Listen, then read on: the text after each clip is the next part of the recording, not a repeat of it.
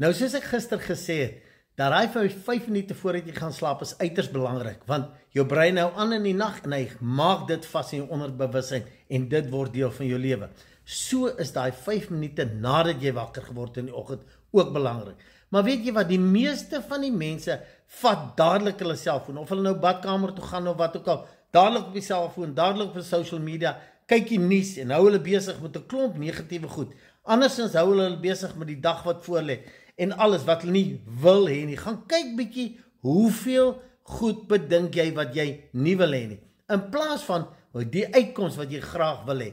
Nou ek weet hierdie klink baie fyn, maar dit is wat jou dag bepaal. Dis wat jou ingesteldheid bepaal. En dit is die energie wat jy uitstuur. Onthou, soos jy dink, so is jy. Wat jy dink en praat, sal jy beleef. Dis hoekom daai 5 minute is uiters belangrik. En as jy meer tyd kan maak om net stil te raak en dankie te sê vir dit wat jy graag wil hê.